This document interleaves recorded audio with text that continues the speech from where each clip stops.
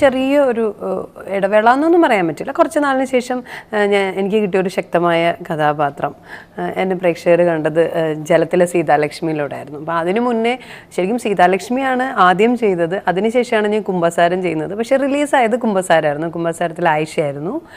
അത് കഴിഞ്ഞിട്ട് ജലം റിലീസായി. ജലം കണ്ടവരെല്ലാം വളരെ നല്ല അഭിപ്രായം പറഞ്ഞു. എൻ്റെ കരിയറിൽ എനിക്ക് കിട്ടിയ മികച്ച കഥാപാത്രങ്ങളിലൊന്നായിരുന്നു ജലത്തിലെ സീതാലക്ഷ്മി. ഇപ്പോൾ ലീലയിൽ വന്ന് നിൽക്കുന്നു. ലീലയിലെ CK ബിന്ദു. ആ സിനിമയെ സംബന്ധിച്ച് ഒരു ഒറ്റ സീനിലേ ഉള്ളൂ, പക്ഷേ എനിക്ക് ഒരുപാട് നല്ല റിവ്യൂസ് കിട്ടിയ വളരെ പോസിറ്റീവായിട്ടുള്ള റെസ്പോൺസാണ് ആ കഥാപാത്രത്തിനെ പറ്റിയിട്ട് കിട്ടിയത്. പിന്നെ രഞ്ജിത്ത് സാറിൻ്റെ കൂടെ അഭിനയിക്കുന്നത് വളരെയധികം സന്തോഷമുള്ള കാര്യമായിരുന്നു. ബിജുചേട്ടനായിരുന്നു. ബിജുചേട്ടൻ എനിക്ക് വളരെയധികം ഇഷ്ടപ്പെട്ടുള്ളൊരു ആക്ടറാണ്. ബിജുവിൻ്റെ കൂടെ ഞാൻ ഇതിനു മുന്നേ അഭിനയിച്ചിട്ടുണ്ട്. മൊത്തത്തിൽ വളരെ കംഫർട്ടബിൾ ആയിട്ടുള്ളൊരു ടീം. രഞ്ജിത്ത് സാറിൻ്റെ കൂടെ രഞ്ജിത്ത് സാറിൻ്റെ സിനിമയിൽ അഭിനയിക്കുന്നതിൽ അതിനേക്കാളും ഭയങ്കര സന്തോഷമുണ്ടായിരുന്നു. ലീല എന്ന് പറയുന്ന സിനിമയിൽ എന്തുകൊണ്ട് ഞാൻ ഈ ഒരു ക്യാരക്ടർ ചെയ്തു എന്ന് ചോദിച്ചാൽ, രഞ്ജിത്ത് സാർ വിളിച്ചിട്ട് ഈ ഒരു ക്യാരക്ടറിനെ പറ്റിയിട്ട് പറഞ്ഞു, ഇങ്ങനെ ഒരൊറ്റ സീനേ ഉള്ളൂ, പക്ഷേ അത് പെർഫോം ചെയ്യാനുള്ള ഒരു ക്യാരക്ടറാണ്, എന്തായാലും നിരാശയാവില്ല എന്ന് പറഞ്ഞു.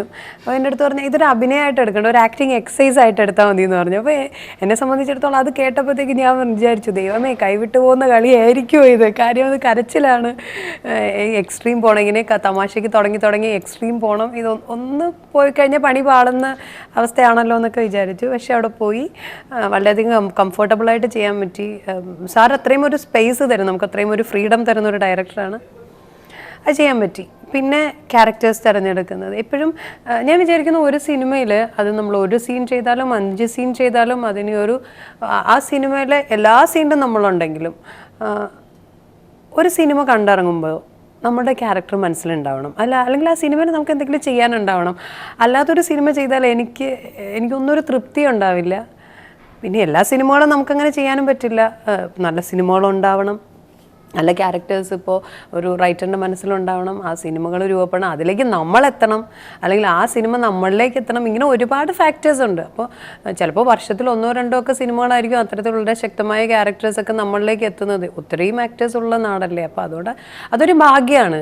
ഞാൻ വിചാരിക്കുന്നു അതൊക്കെ ഒരു നിയോഗമാണെന്ന്. അപ്പോൾ അത്തരത്തിലുള്ള ക്യാരക്ടേഴ്സ് നമുക്ക് വരുമ്പോൾ അതിനെ തിരഞ്ഞെടുക്കുക എന്നുള്ളത് മാത്രമേ ഉള്ളൂ. പിന്നെ കഴിവതും അത്തരത്തിലുള്ള ക്യാരക്ടറിന് വേണ്ടിയിട്ടുള്ളൊരു കാത്തിരിപ്പ് എപ്പോഴും ഉണ്ടായിട്ടുണ്ട് എൻ്റെ ഭാഗത്ത് നിന്ന്. പിന്നെ ചിലപ്പോൾ ബാലൻസ് ചെയ്യാൻ വേണ്ടിയിട്ട് അല്ലാത്ത സിനിമകളും ചെയ്യാറുണ്ട്. അത് ഈ പറഞ്ഞ പോലെ നമുക്ക് നമ്മളുടെ പ്രൊഫഷൻ്റെ ഒരു ഭാഗമാണ്, നിലനിൽപ്പിൻ്റെ ഒരു ഭാഗമാണ്. കാര്യം അത് ബാലൻസ് ചെയ്ത് പലതരത്തിലുള്ള സിനിമകൾ ചെയ്യാന്ന് പറഞ്ഞാൽ നമുക്ക് നിലനിൽപ്പാണത്. ഇപ്പോൾ ലീലയിൽ ഇങ്ങനെ ഒരു സീൻ ചെയ്തു എന്ന് വെച്ചിട്ട് പ്രിയങ്ക ഇനി വരുന്ന സിനിമകളിലെല്ലാം ഒരു സീനുമായിട്ട് പ്രിയങ്ക ഒരു സീനുണ്ട് നല്ല സീനാണ് ചെയ്യുമെന്ന് വെച്ചാൽ ഡെഫിനറ്റ്ലി ഞാൻ ചെയ്യില്ല എന്ന് പറയുമായിരിക്കും. പക്ഷെ അതായത് ഞാൻ കൺവിൻസ്ഡ് ആവണം.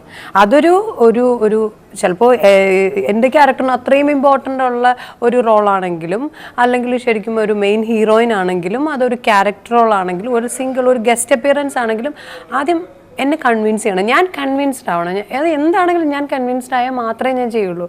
കാര്യം എനിക്ക് ആദ്യം അതിലൊരു തൃപ്തി ഉണ്ടാവണം, എങ്കിൽ മാത്രമേ ഞാൻ ചെയ്യുള്ളൂ. ഇതിൻ്റെ ഫുൾ ക്രെഡിറ്റ് അത് രഞ്ജിത്ത് സാറിനും ഉണ്ണിയേട്ടനും തന്നെയാണ്, റൈറ്ററിനും തന്നെയാണ്. കാര്യം ഈ പറഞ്ഞ പോലെ എവിടെയെങ്കിലും ഒന്ന് പാളിപ്പോയാൽ അത് സിനിമയെ തന്നെ ബാധിക്കും. എനിക്ക് വളരെയധികം ടെൻഷൻ ഉണ്ടായിരുന്നു അതുകൊണ്ട് തന്നെ. കാര്യം ചെറിയൊരു പാളിച്ച വന്നാൽ ആൾക്കാരത് ഏത് രീതിയിൽ എടുക്കും എന്നുള്ളത്. പിന്നെ എൻ്റെ അടുത്ത് സാർ ആദ്യം പറഞ്ഞു ഇതൊരു ആക്ടിങ് എക്സസൈസ് ആയിട്ട് കണ്ടാൽ മതി എന്ന് പറഞ്ഞു. പിന്നെ ഇതിൻ്റെ ഫുൾ ക്രെഡിറ്റ് ഞാൻ പറഞ്ഞ പോലെ രഞ്ജിത്ത് സാറിന് തന്നെയാണ്. പുള്ളിയുടെ ഗൈഡൻസിനനുസരിച്ച് ചെയ്തു എന്നുള്ളത് മാത്രമേ ഉള്ളൂ.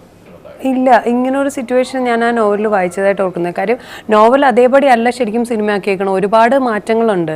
അപ്പോൾ അതുകൊണ്ട് തന്നെ പ്രേക്ഷകൻ ആ നോവലിൽ വായിച്ച അതേ അനുഭവത്തോടെ, അതേ എന്താ പറയുക, ഒരു നോവൽ വായിച്ച ഒരു മാനസിക അനുഭവത്തോടെ പോയിരുന്നു കാണുന്നതിനേക്കാൾ ആ സിനിമ അതൊരു പുതിയ ഒരു ആവിഷ്കാരമായിരുന്നു.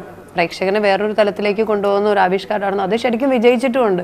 ഒരുപാട് പ്രേക്ഷകർ കണ്ടിട്ട് വളരെ നല്ല സിനിമയാണ്, വളരെ നല്ലൊരു അനുഭവമാണെന്നാണ് എല്ലാവരും എല്ലാ ഭാഗത്തു നിന്നും വിളിച്ചു പറഞ്ഞത്. അപ്പോൾ അത്തരത്തിലൊരു സിനിമയുടെ ഭാഗമാകാൻ കഴിഞ്ഞു എന്ന് പറയുന്നത് വളരെയധികം സന്തോഷമുള്ള കാര്യമാണ്.